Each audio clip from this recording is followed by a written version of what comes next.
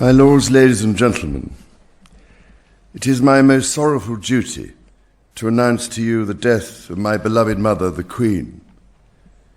I know how deeply you, the entire nation, and I think I may say the whole world, sympathize with me in the irreparable loss we've all suffered. It is the greatest consolation to me to know of the sympathy expressed by so many to my sister and brothers, and that such overwhelming affection and support should be extended to our whole family in our loss.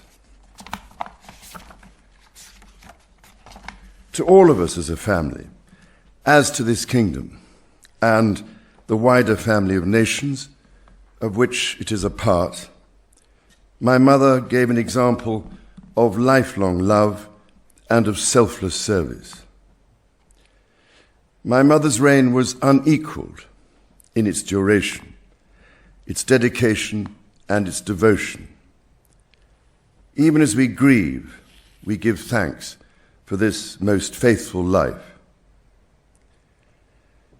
I am deeply aware of this great inheritance and of the duties and heavy responsibilities of sovereignty which have now passed to me. In taking up these responsibilities, I shall strive to follow the inspiring example I have been set in upholding constitutional government and to seek the peace, harmony, and prosperity of the peoples of these islands and of the Commonwealth realms and territories throughout the world. In this purpose, I know that I shall be upheld by the affection and loyalty of the peoples whose sovereign I have been called upon to be, and that in the discharge of these duties, I will be guided by the counsel of their elected parliaments. In all this, I am profoundly encouraged by the constant support of my beloved wife.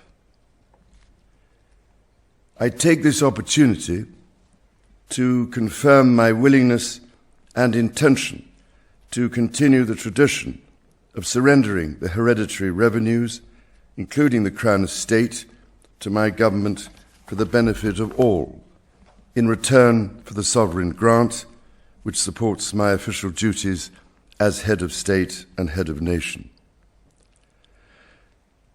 And in carrying out the heavy task that has been laid upon me, and to which I now dedicate what remains to me of my life, I pray for the guidance and help of Almighty God.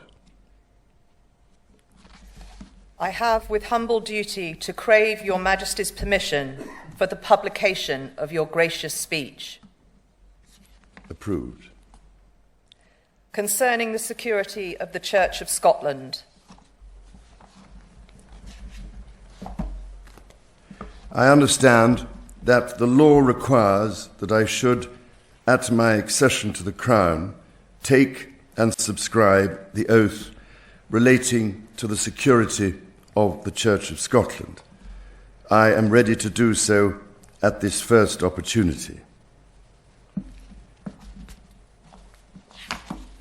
I, Charles III, by the grace of God of the United Kingdom of Great Britain and Northern Ireland, and of my other realms and territories, King, Defender of the Faith, do faithfully promise and swear that I shall inviolably maintain and preserve the settlement of the true Protestant religion as established by the laws made in Scotland in prosecution of the claim of right, and particularly by an act intituled An Act for Securing the Protestant Religion and Presbyterian Church Government, and by the acts passed in the Parliament of both kingdoms for union of the two kingdoms, together with the government, worship, discipline, rights and privileges of the Church of Scotland. So help me God. I now invite Your Majesty to subscribe both copies of the instrument, confirming the oath has been taken.